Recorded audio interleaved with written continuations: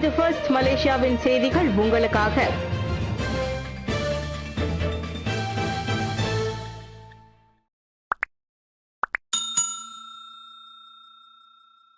பாலஸ்தீன விடுதலைக்கான பேரணி மீண்டும் நாடி ஆக்சியேட்டா ஏரேனாவில் நடைபெறுகிறது.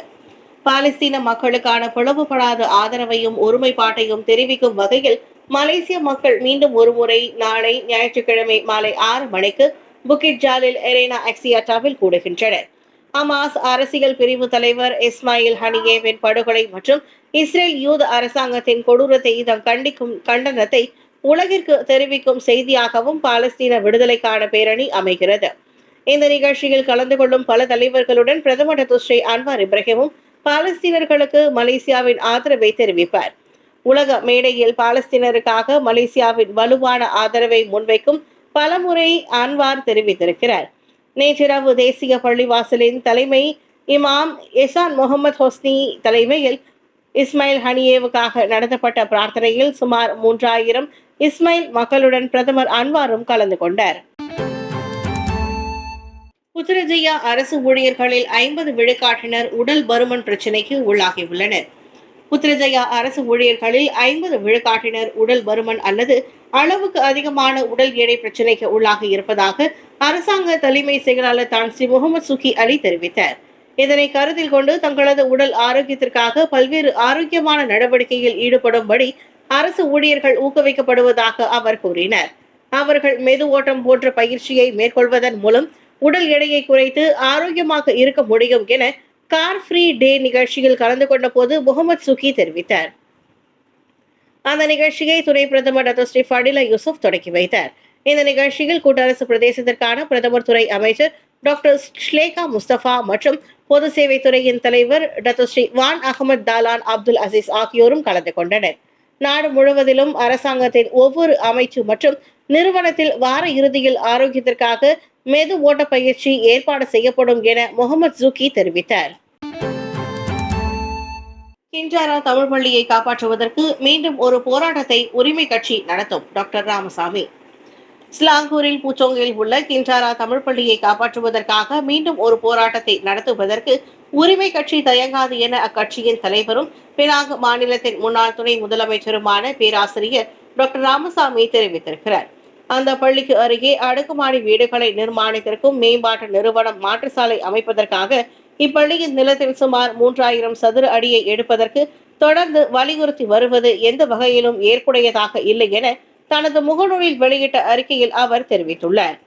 கூட்டரசு பிரதேசத்தில் நியமிக்கப்பட்ட எல்லை கிஞ்சாரா தமிழ் பள்ளி நிலத்தின் ஒரு பகுதியாக இருந்தாலும் 1957 அரசியல் சுதந்திரத்திற்கு நீண்ட காலத்திற்கு முன்பே 1946 நிர்மாணிக்கப்பட்ட அப்பள்ளி ஸ்லாங்கூர் மாநிலத்தில் இருந்து கோலாலம்பூர் கூட்டரசு பிரதேசங்கள் பிரிப்பதற்கு முன்பே கட்டப்பட்டது. கூட்டரசு பிரதேசத்தில் நிலத்தில் பள்ளி நிலம் இருந்தால் அதற்கு தமிழ் பள்ளி பொறுப்பேற்க முடியாது. அடுக்குமாடி குடியிருப்புகளை உருவாக்குபவர்களால் சாலை விரிவாக்கத்திற்காக தமிழ் பள்ளி நிலத்தின் ஒரு பகுதியை ஒப்படைத்தால் அது மிகவும் நியாயமற்ற செயலாகும். இதன் மூலம் பள்ளி நிலம் மட்டும் பாதிக்கப்படாமல் சாலை விரிவாக்கத்திற்காக 3 இந்து கோவில்களும் அகற்றப்பட வாய்ப்புள்ளது. பெட்ரோனஸ் எண்ணெய் நிலையங்களில் இளைஞர்களுக்கு வேலை வாய்ப்பு வழங்கவே சட்டமன்ற உறுப்பினர் குணராஜ் ஜோர்ஜ் வலியுறுத்து. நாட்டின் முன்னணி எண்ணெய் நிறுவனமான பெட்ரோனஸ் தனது பெட்ரோல் நிலையங்களிலும் கெடாய் மிஸ்ரா எனப்படும் அதன் கடைகளிலும் உள்நாட்டினருக்கு வேலை வாய்ப்புகளை வழங்க வேண்டும் என சென்தோசா சட்டமன்ற உறுப்பினர் டாக்டர் குணராஜ் ஜோர்ஜ் கேட்டுக் கொண்டிருக்கிறார். நாட்டில் வேலையில்லா விகிதத்தை குறைப்பதற்காக பெட்ரோனஸ் இந்த நடவடிக்கையை மேற்கொள்ள வேண்டும் என அவர் வலியுறுத்தினார்.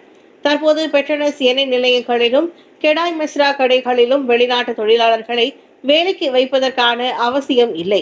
குறைந்த சம்பளம் காரணத்திற்காக உள்நாட்டினர் வேலை செய்ய முன்வர மாட்டார்கள் என்ற நிலை இருந்தால் கூடுதல் சம்பளம் மற்றும் உள்நாட்டினருக்கு தேவையான தொழில் திறன் பயிற்சியையும் பெட்ரோனஸ் வழங்க முன்வர வேண்டும். தனது 1000க்கும் மேற்பட்ட எண்ணெய் நிலையங்களிலும் கெடாய் மிஸ்ராவிலும் கூடுதல் விழுக்காடு உள்நாட்டினருக்கு வேலை வாய்ப்பு வழங்குவதில் பெட்ரோனஸ் தீவிரமாக பரிசீலிக்க வேண்டும்.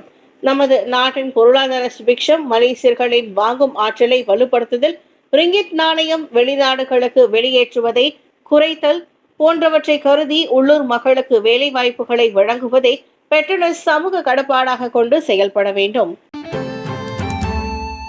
செப்டம்பர் 17ஆம் தேதிக்கு இயல்பாகவே மாற்று விடுமுறை வழங்கப்படாது. நபிகள் நாயகத்தின் பிறந்த நாள் மற்றும் மலேசிய தினத்தை முன்னிட்டு செப்டம்பர் 16ஆம் தேதி முறையே பொது விடுமுறை என்றாலும் செப்டம்பர் 17ஆம் தேதி வேலை நாளில் தானாகவே மாற்று விடுமுறை வழங்கப்படாது. 1951ஆம் ஆண்டின் பொது விடுமுறை சட்ட விதிமுறை பின்பற்றப்படுவதால் 21 வேலை நாளில் ஒன்றுடன் ஒன்று அல்லது வரும் பொது விடுமுறைகளுக்கு தானாகவே மாற்று விடுமுறைகளை வழங்காது என பிரதமர் துறையில் அமைச்சரவை அரசியல் அமைப்பு சட்டம் மற்றும் அரசுகளுக்கு இடையிலான உறவுகள் பிரிவு இணையதளத்தில் வெளியிட்ட அறிவிப்பில் தெரிவித்துள்ளது. இருப்பினும் தேவைப்பட்டால் பொது விடுமுறையாக ஏற்றுக்கொள்ள அரசாங்கம் மற்றொரு நாளை அமைக்கலாம் என தெரிவிக்கப்பட்டுள்ளது. அவதூறு வழக்கு அருண் துரைசாமிக்கு 1,05,000 ரிங்கிட்டும் வழக்கறிஞர் சித்தி காசிமிற்கு 1 லட்சம் ரிங்கிட்டும் இழப்பீடு வழங்கும்படி ஜம்ரி வினோத்திற்கு உயர்நீதிமன்றம் உத்தரவு. இந்து சமய இயக்கத்தின் செயல்பாட்டாளரான அருண் துரைசாமி மற்றும் வழக்கறிஞர் சித்தி காசிம் ஆகியோருக்கு அவதூறு ஏற்படுத்தியதற்காக அந்த இருவருக்கும் தனித்தனியாக இழப்பீடு வழங்கும்படி ஜம்ரி வினோத்திற்கு கோலாலம்பூர் உயர்நீதிமன்றம் உத்தரவிட்டது. கடந்த 2019ஆம் ஆண்டு ஏப்ரல் 26ஆம் தேதிக்கும் மற்றும் 2020ஆம் ஆண்டு ஜூன் 10ஆம் தேதிக்கும் இடையே முகநூலில் பதிவேற்றம் செய்யப்பட்ட பதிவுகள் தொடர்பாக அவதூறுக்காக அருண் துரைசாமிக்கு 1,05,000 ரிங்கேட்டும் சித்தி காசிமிற்கு 1 லட்சம் ரிங்கெட் வழங்கும்படி ஜம்ரி வினோத்திற்கு நீதிபதி ஜான் லீ கியான் ஹாவ் தெரிவித்தார். மேலும் ஜம்ரி வினோத்தும் அருண் துரைசாமியும் ஒருவருக்கொருவர் முகநூல் மற்றும் உள்ளூர் பத்திரிகைகளில் மன்னிப்பு கேட்டுக்கொள்ள வேண்டும் என்று நீதிபதி ஜோஹன் உத்தரவிட்டார். அவதூறு அறிக்கைகளை வெளியிட்ட எந்த ஒரு தரப்பினரும் விசாரணையின் போது அதன் நம்பகத்தன்மை அல்லது உண்மை தன்மையை நிரூபிக்க முடியவில்லை என நீதிபதி சுட்டிக்காட்டினார். அதே வேளையில் கற்பழிக்கப்பட்ட பெண் ஒருவரை பின்னர் திருமணம் செய்து கொண்டதாக கூறப்பட்ட அவதூறு குற்றச்சாட்டு தொடர்பாக அருண் துரைசாமிக்கு எதிராக ஜம்ரி வினோத் சிவில் நீதிமன்றத்தில் வழக்கு தொடுத்திருந்தார். இதற்காக அவருக்கு 1 லட்சம் ரிங்கிட் வழங்க வேண்டும் என சிவில் நீதிமன்ற நீதிபதி உத்தரவிட்டார். தாம் இஸ்லாத்தின் எதிரிகள் என கூறியதற்காக ஜம்ரிக்கு எதிராக சித்தி காசிம் அவதூறு வழக்கு தொடுத்திருந்தார். இந்த அவதூறுக்காக 1 லட்சம் ரிங்கிட் வழங்கும்படி ஜம்ரிக்கு நீதிபதி உத்தரவு பிறப்பித்தார். சமய ஆசிரியர்களுக்கு பயிற்சியாகவே கோவில் வருகை அமைகிறது. சமய விவகார அமைச்சர் விளக்கம். சமய ஆசிரியர்களுக்கான பயிற்சியாகவே கோவிலுக்கான வருகை அமைவதாக பிரதமர் துறையின் சமய விவகார பிரிவின் அமைச்சர் நைம் முக்தார் தெரிவித்துள்ளார். கடந்த 5 ஆண்டு காலமாக தக்வாய் ஹர்மோனி எனப்படும் சமய ஐக்கிய பிரச்சார பயிற்சி நடத்தப்பட்டு வருவதாக அவர் கூறினார். சமய புரிந்துணர்வு மற்றும் திறமை வலுப்படுத்திக் கொள்ளும் நோக்கத்தில் இந்து கோவிலுக்கு இஸ்லாமிய பயிற்சி பங்கேற்பாளர்கள் வருகை புரிந்ததை அமைச்சர் நைம் முக்தார் தற்காத்து பேசியுள்ளார். பேரா இஸ்மாயில் சமயத்துறையை சார்ந்து 32 தொடுக்கப்பட்ட சமய ஆசிரியர்களுக்கு மட்டுமே அந்த தக்வா ஹார்மோனி பயிற்சி அண்மையில் நடத்தப்பட்டது, பொதுமக்களுக்கு அல்ல. இது வழக்கமான திட்டம். சமய பிரச்சாரம் பற்றிய புரிதல் மற்றும் திறமைகளை மேம்படுத்துவதை நோக்கமாக கொண்ட தொடர்ச்சியான பயிற்சி அமர்வுகளில் ஒரு பகுதியாகும். இது சமய ஆசிரியர்களின் நிபுணத்துவத்தை குறைக்கப்படுவது மேம்படுத்தப்படுவது நோக்கமாக கொண்டு இதன் மூலம் அவர்கள் மற்ற சமயங்கள் குறித்த துல்லியமான அறிவையும் அவர்களின் ஒப்பீடுகளையும் இளைய தலைமுறைக்கு வழங்க முடியும். நாட்டின் இளைஞர்களின் கூறுகளை சமய நம்பிக்கைக்கு இந்த பயிற்சி அச்சுறுத்தலாக அமையும் என்ற அரசியல்வாதிகளின் கூற்றுகளை அவர் நிராகரித்தார். கிளந்தான் நெங்கிரி சட்டமன்ற இடைத்தேர்தல் தேசிய முன்னணி பெருக்கத்தான் நேரடி போட்டி. இம்மாதம் 17ஆம் தேதி நடைபெறவிருக்கும் கிளந்தான் நெங்கிரி சட்டமன்ற தொகுதிக்கான இடைத்தேர்தலில் தேசிய முன்னணிக்கும் பெரிக்கத்தான் நேஷனல் கூட்டணிக்கும் இடையே நேரடி போட்டி ஏற்பட்டுள்ளது. தேசிய முன்னணி வேட்பாளராக குவா முசாங் அம்னோ இளைஞர் பிரிவு தலைவர் அஸ்மாவி பிக்ரி அப்துல் கனியும் மற்றும் பெரிக்கத்தான் நேஷனல் கூட்டணியின் சார்பில் அண்மையில் பாஸ் கட்சியில் இணைந்த பெட்டத்துவின் ரிஸ்வாடி இஸ்மாயில் ஆகியோர் போட்டியிடுகின்றனர். இன்று காலையில் குவா முசாங் தேவான் பெட்டானாவில் வேட்புமனு தாக்கல் நிகழ்வுக்கு முடிவுக்கு வந்ததை தொடர்ந்து அந்த இரு வேட்பாளர்களின் பெயர்களை தேர்தல் அதிகாரி நிக் ரெய்சினான் பெட்டானா அறிவித்தார். தந்தைக்கு உதவியாக பாத்திரங்களை கழுவும் சிறுவன் வைரலான காணொலி நெட்டிசன்களின் கவனத்தை ஈர்த்தது. சாலையோரத்தில் உள்ள ஒரு அங்காடி கடைக்கு அருகே பாத்திரங்களை கழுவுவதில் உதவும் ஒரு சிறுவனின் பொறுப்புணர்ச்சியை கண்ட காணொலி நெட்டிசன்களை பெரிதும் கவர்ந்துள்ளது. தனது தந்தை என நம்பப்படும் ஆடவருக்கு அருகே நின்று கொண்டு அந்த சிறுவன் யாரையும் பொருட்படுத்தாமல் காரியமே கண்ணாக தனது கடமையில் மூழ்கி இருந்தான். பிளாஸ்டிக் நாற்காலி மேல் நின்று கொண்டு பாத்திரங்களை கழுவி அவற்றை முறையாக அடுக்கி வைக்கும் அந்த சிறுவனின் பொறுமை நெட்டிசன்கள் பலர் ரசிக்கும் வகையில் அந்த காணொலி அமைந்தது. ஒலிம்பிக் போட்டி ஆண்கள் ஒற்றையர் பேட்மிண்டன் பிரிவில் மலேசியாவின் லீஷி ஜியா அரையிறுதி ஆட்டத்திற்கு தேர்வு. பாரிஸில் நடைபெற்று வரும் ஒலிம்பிக் போட்டியில் மலேசியாவின் முன்னணி ஒற்றையர் பேட்மிண்டன் வீரரான லீசி ஜியா அரையிறுதி ஆட்டத்திற்கு தகுதி பெற்றார். அவர் காலிறுதி ஆட்டத்தில் உலகின் 3ஆம் நிலை ஆட்டக்காரரான டென்மார்க்கின் ஆண்டர்ஸ் ஆண்டர்சனின் 53 நிமிடத்தில் 21-12, 21-15 என்ற புள்ளி கணக்கில் வீழ்த்தினர். இந்த ஆட்டத்தில் லீஷி ஜியா மிகவும் நிதானமாக விளையாடி வெற்றியை பதிவு செய்தார். உலகின் 7ஆம் நிலை ஆட்டக்காரராக கணிக்கப்பட்டுள்ள லீசி ஜியா அரையிறுதி ஆட்டத்தில் தாய்லாந்தின் குனிலு விடன்சான் மோதவிருக்கின்றார்.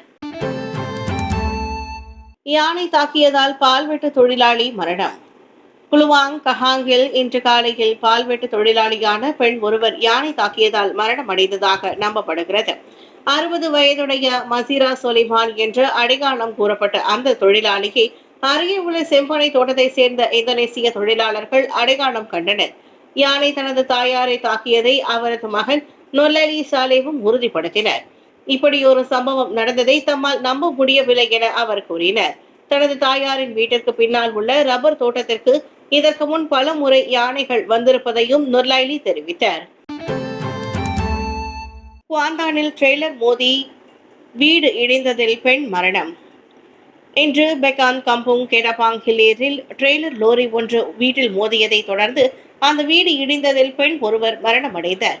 இன்று விடியற் காலை மணி 4:46 அளவில் இந்த சம்பவம் நிகழ்ந்ததாக பஹாங் தீயணைப்பு மற்றும் மீட்புத்துறையின் துணை இயக்குனர் இஸ்மாயில் அப்துல் கனி தெரிவித்தார்.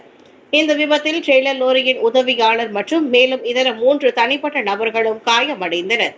பல்வேறு சரக்கு பொருட்களை ஏற்றி சென்ற அந்த லோரி பிரேக் செயல் இழந்து வீட்டை மோதிய பின் அவ்வீட்டின் அறைக்குள் புகுந்தது. வீடு இடிந்ததை தொடர்ந்து லோரியின் அடியில் சிக்கிக்கொண்ட பெண் மரணமடைந்தார். லோரி ஓட்டுநர் உட்பட 3 சிகிச்சைக்காக பெகான் மருத்துவமனைக்கு கொண்டு செல்லப்பட்டனர்.